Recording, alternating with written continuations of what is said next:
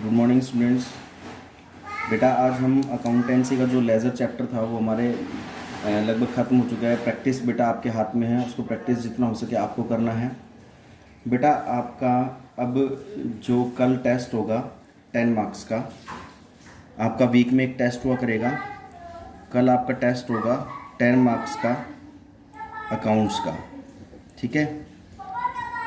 Accounts का 10 marks का test होगा आपका। सारे क्वेश्चन MCQs होंगे बेटा, ऑब्जेक्टिव वाले क्वेश्चन होंगे, ठीक है। और टेस्ट किस चैप्टर का होगा? टेस्ट 4th चैप्टर का होगा, रिवीजन फॉर टेस्ट, जिस चैप्टर का नाम है process and bases of accounting. बेटा सेम नेक्स्ट डे परसों, ठीक है, परसों आपका टेस्ट होगा बिजनेस का, अगेन 4th चैप्टर का ही होगा, उसमें मैं बता दूंगा आपको। तो इस चैप्टर के बारे में हम पढ़ने जा रहे हैं बेटा। MCQs का टेस्ट होगा, बहुत अच्छी समझना, मैं रिवीजन करा रहा हूँ एक बार। तो सबसे पहली बात अगर हम करें तो प्रोसेस ऑफ अकाउंटिंग,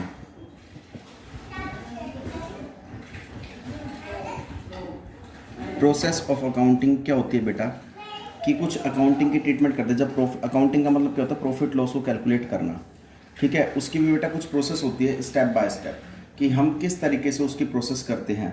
तो बेटा सबसे पहले जो हमारे इसमें 5 प्रोसेस आती है बेटा, ठीक है, 5 प्रोसेस आती है।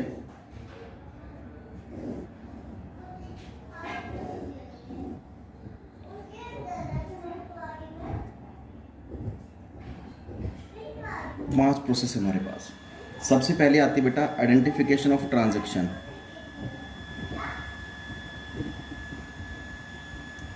ऑफ ट्रांजैक्शन, ठीक है। सेकंड आता है बेटा preparation of voucher, preparation of vouchers. Third आता है बेटा recording in books of original entry, recording in books of original entry. उसके बाद बेटा posting to laser,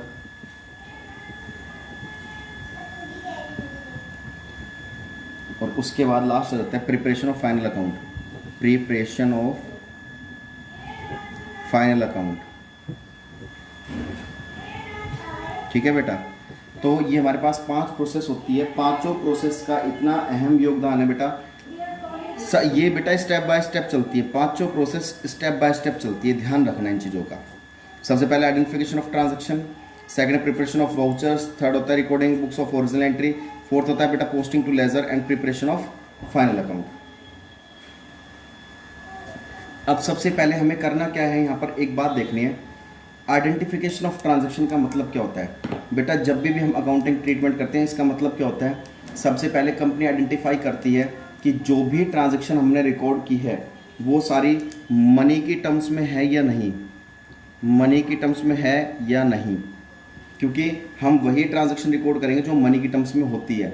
without money की टर्म्स ट्रांजैक्शन को हम रिकॉर्ड नहीं करते। तो सबसे पहले कंपनी आइडेंटिफाई करती है कि जितनी भी ट्रांजैक्शन हमने रिकॉर्ड की है वो मनी टर्म्स में है या नहीं। अगर बिना मनी टर्म्स की ट्रांजैक्शन को रिकॉर्ड कर रखा है बेटा हमने, तो उससे प्रॉफिट लॉस कैलकुलेट करने में दिक्कत होती है, हम कर ही नहीं सकते। तो कहने का मतलब ये है कि मनी की टर्म की ट्रांजैक्शन को रिकॉर्ड करेंगे तभी हम प्रॉफिट लॉस को कैलकुलेट इजीली कर सकते हैं। सेकंड आता है बेटा प्रिपरेशन ऑफ वाउचर्स। वाउचर्स होते हैं बेटा बिल, क्या आते हैं? बिल्स होते हैं हमारे। ये जब हमारे पहले ही ट्रांजैक्शन खत्म हो लेते हैं, सेकंड हम क्या करते हैं, जो हमारे पास बिल्स होते हैं भाई, सेल्स के बिल, परचेज के बिल, कितने एक्सपेंसेस के बिल, इनकम के बिल, ठीक है। तो इन बिलों का हम क्या करते हैं, रिकॉर्ड कर लेते हैं, सारे बिल को कलेक्ट कर लेते हैं, हम प्रिपेयर कर लेते हैं ताकि हमें साल के एंड में प्रॉफिट लॉस कैलकुलेट करने में आसानी हो। थर्ड बात आती है बेटा recording in books of original entry. हम बुक्स में वही ट्रांजैक्शन रिकॉर्ड करेंगे जो ओरिजिनल होती है, जो सारी सही होती है। झूठी ट्रांजैक्शन अगर रिकॉर्ड कर ली तो साल के एंड में जो प्रॉफिट या लॉस निकलेगा वो भी एक्चुअल नहीं निकलता है। तो एक्चुअल प्रॉफिट लॉस को कैलकुलेट करने के लिए हमें सारी ट्रांजैक्शन वही रिकॉर्ड करनी होगी जो सारी सही होगी। फेक ट्रांजैक्शन, झूठी ट्रांजैक्शन रिकॉर्ड करनी नहीं चाहिए, उससे बेटा प्रॉपर प्रॉफिट लॉस कैलकुलेट नहीं हो पाता है। नेक्स्ट आता है बेटा posting to ledger. Posting to ledger का मतलब क्या होता है? लेजर का मतलब होता है बेटा सेपरेट अकाउंट मेंटेन करना, सेपरेट अकाउंट मेंटेन करना। जब हम एंट्री सही ट्रांजैक्शन रिकॉर्ड कर लेते हैं तो सभी का अलग अलग अकाउंट मेंटेन कर देते हैं। जैसे परचेज के लिए परचेज अकाउंट, सेल्स के लिए सेल्स अकाउंट, राम के लिए राम अकाउंट, श्याम के लिए श्याम अकाउंट, मोहन के लिए मोहन अकाउंट, रेंट के लिए रेंट अकाउंट, सैलरी के लिए सैलरी अकाउंट। मतलब सभी ट्रांजैक्शन का अलग अलग अकाउंट मेंटेन कर देना ही क्या कहलाता है? हमारा लेजर कहलाता है, जिससे साल के एंड में प्रॉफिट लॉस कैलकुलेशन करने में हमें आसानी होती है।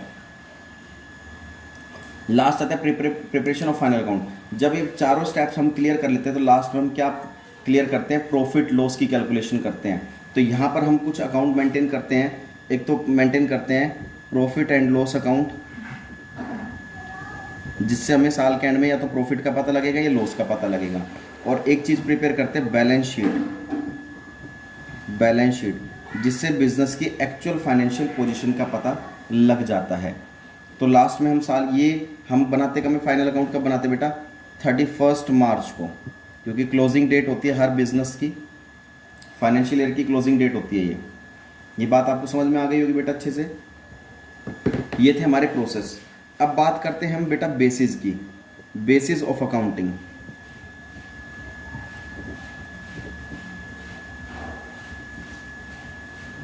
बेसिस ऑफ अकाउंटिंग हमारे पास, बेसिस ऑफ अकाउंटिंग हमारे पास बेटा दो बेसिस आते हैं, कैश बेसिस और accrual basis.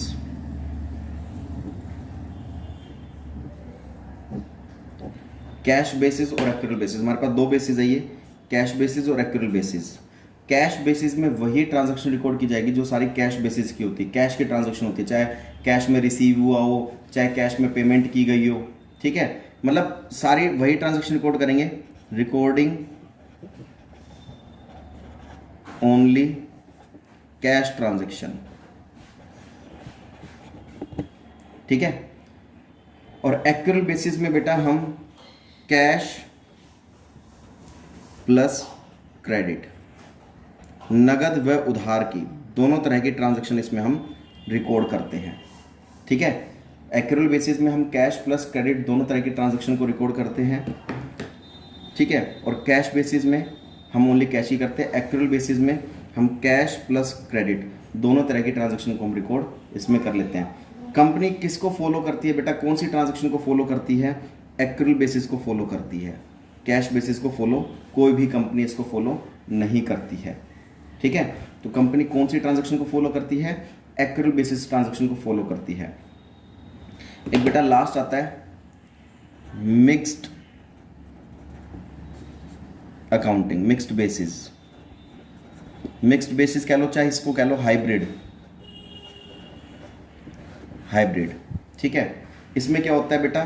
Cash plus accrual, मतलब कैश और दोनों को मिक्स कर दिया जाता है, तो वो क्या बन जाती है? हाइब्रिड कह लो, चाहे मिक्स बेसिस ऑफ अकाउंटिंग कह लो इसको। तो ये बात आपको अच्छे से समझ में आ गई होगी। ये बेटा बेसिस है हमारे पास, इनको आपको अच्छे से पढ़ना है।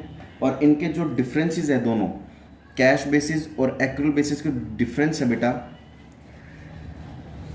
डिफरेंस वो आपको एक बार पढ़ लेने हैं, बहुत अच्छे से आपको समझ में आ जाएगा, कोई डाउट नहीं आएगा आपका।